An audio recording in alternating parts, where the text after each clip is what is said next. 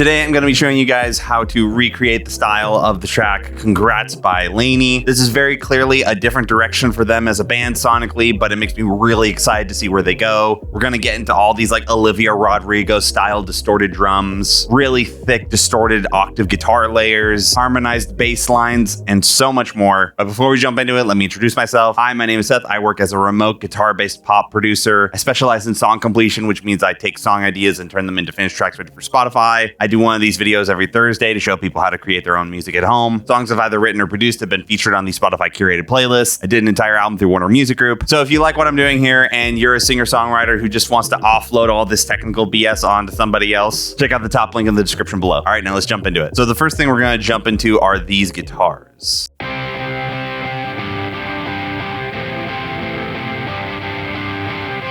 So we're kind of recreating the drop that happens at the end of the song because I feel like that's where a majority of the interesting production stuff is happening. And you hear these layers come in and they're just G chords played on an electric with a capo on the 5th fret because we're in the key of C. And these tracks are where a majority of the harmonic information of the song is coming from, just because everything else is pretty neutral. So yeah, just really big open chords on a Strat. We wanted it to be sort of like a falling apart edge of breakup sound. I would normally use Guitar X6, but something is going wrong with my plugin right now where patches aren't being pulled up correctly. So I jury-rigged something with Octave Guitar, and I used a mismatch head and cab combination, which gave it sort of an interesting EQ curve.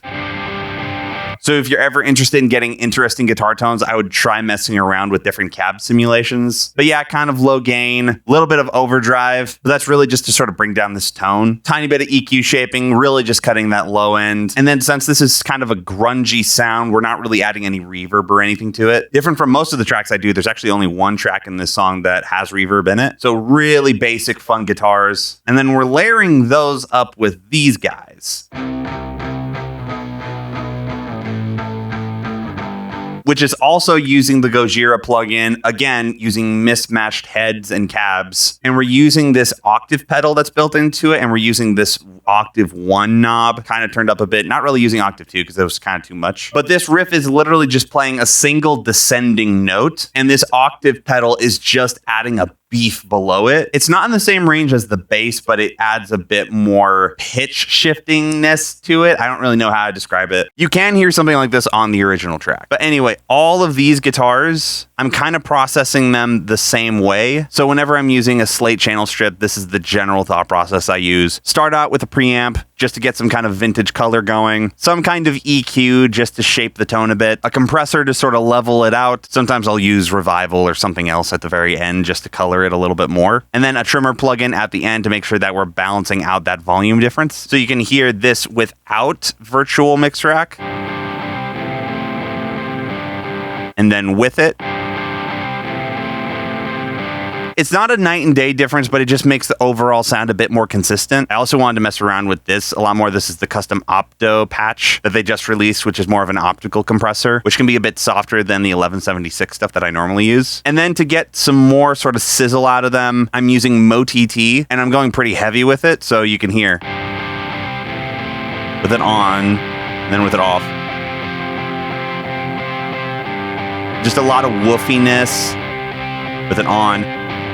It tames that woofiness and also gives it a little bit more of that sparkle without being overbearing. And then for those low octave guitars, I did basically the same thing, only I used 1176s instead of those opto compressors. So altogether, they sound something like this,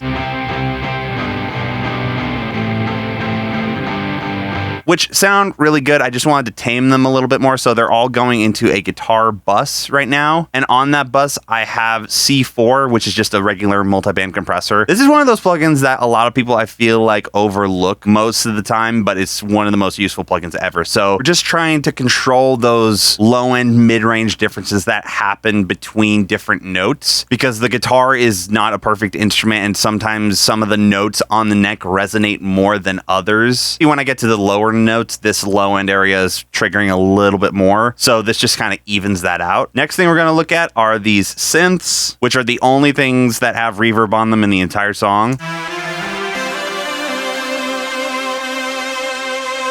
So it's really simple. It's actually the default patch that you pull up on Anna 2 when you start up a beautiful dread lead. And then I think I adjusted this filter envelope to be all the way so that it wasn't like warping as much. Turned off all the reverbs and delays and stuff like that, just so it was like kind of consistent. And then I duplicated it an octave lower.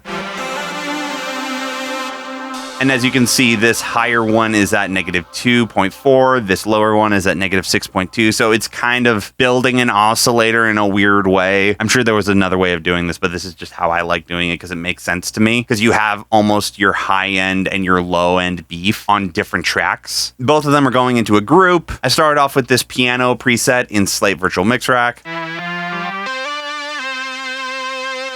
Mainly using the EQ to just level out the mid-range hump in these leads because I really wanted them to be sort of like a higher part of the song. And since there's no real lead guitar part, these guys have a lot of room in that range. So you can see I'm actually high passing on both of the EQs just because I felt like it was needed. Then they're going into FG Stress, which is their version of Distressor, which really levels it out.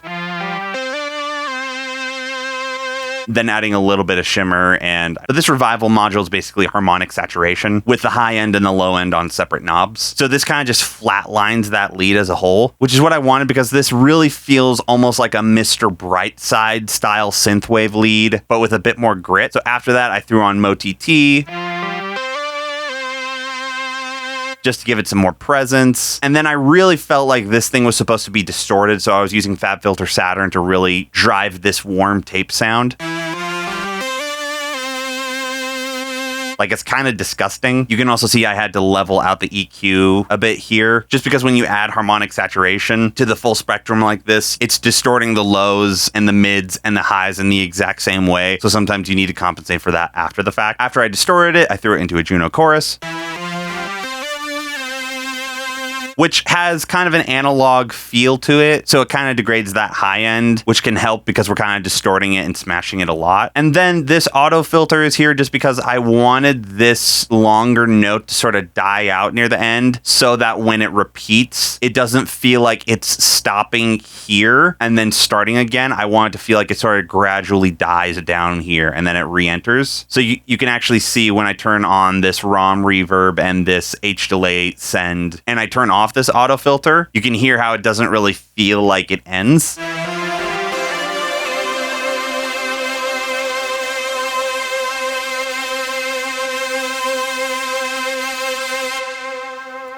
Like, it feels like I'm holding that note for a long time and then I let go of the key. Whereas when I throw this auto filter on, which as you can see is kind of automated to sort of gently swoop down over the course of that note and then come back up to the top at the beginning for the next repetition. Watch how it feels now.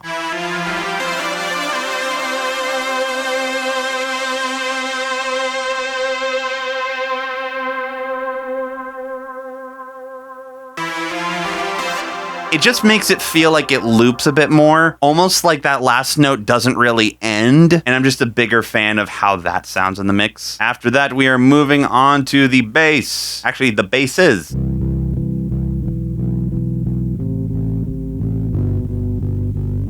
So we start out with this guy, which I would call like the main bass because it's actually like a bass tone. Using the Corey Wong P bass preset with a lot of tube saturation. This bass 3 preset, which I modded a little bit. I think I might have turned down the thickness. It might have been higher than that. Then I added Mo-TT and I threw on this mid push preset. And when I turned it off,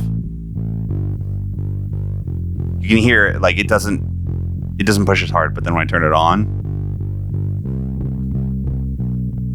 like the frequencies that let you hear what the note is are accentuated a bit more. And then I just did some mirror EQ with the kick drum and then basically did the exact same chain for this guy. It's just a higher harmony part of the bass that you can hear in the track, and it's an interesting decision, but it feels really fun when you mix it in with the other one. We're just high passing this one a lot more than we did with the other one. And then I think I slammed it on this mid-range push one, just because it's such a subtle layer that it doesn't really matter that it's being pushed super hard. And then the drums.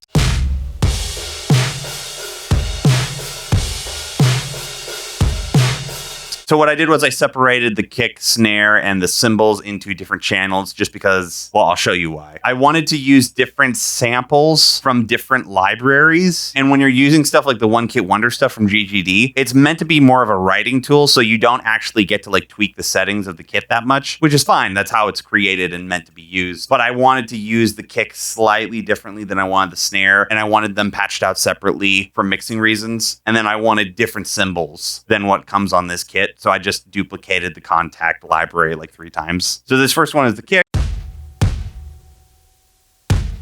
which is super funky and disco-y, very dry. And then we have the snare, which is the same kit, but it's on a different preset. Super like spitty and in your face. And then we have these cymbals, which are actually from Solid Slate drums on this Absolute Rock Classic preset. And then all these guys are being group processed together. So here, let me show you what I'm doing there. So first we're doing a little bit of compression, not a ton because there's already a lot of compression on this kit, just in the sample library itself. But I really like this wide drums preset just because it ties a bunch of different kit elements together really well. We're then using a little bit of drum sizzler on MoTT just to level out the frequencies a bit more and make it a little bit more exciting. My old friend Kramer tape to destroy it. I would normally never use this much distortion on drums, but with this song, it kind of felt like it needed it. It's kind of punky, kind of Olivia Rodrigo-y. Granted, I did take some creative license, so it's not exactly like tone matched to the original song, but this is like my rendition. And if somebody were to come up to me and ask me how to replicate this sound, this is where I would start. And then I've degraded the high end in a natural way, but I kind of want to add a little bit of that sizzle back while still retaining that saturation that the plugin before gave it. So I'm using some fresh air from Slate. And this track is super minimalist because that is everything. Everybody playing everything together. And there's basically 3 or 4 instruments. Super interesting arrangement. But then for my mastering chain, doing normal stuff, high passing, subtractive EQ on the sides. I've tried going back to regular compression, so I use this glue preset as a starting point in virtual bus compressor, linear phase multiband on the multi-electro mastering, soothe specifically because this range was getting really nasty and I wanted to control it and not make it overwhelming. This is the thing that I feel like kills most grungy mixes, is that the producers will use super grungy and distorted sound design, but they won't compensate for that in the mastering or the mixing. Using some Saturn from FabFilter, just blending in a little bit of this distorted mid-range, which looks like it's between 200 and about 2K. Then some additive EQ on the sides for stereo width, a limiter to sort of bring things up a bit, and then another one to finish off that last layer of sort of leveling out the beat. And then I was using this tonal balance rock preset to sort of get my levels around where I wanted them to be. And that's the whole track. And let's listen to what everything sounds like together.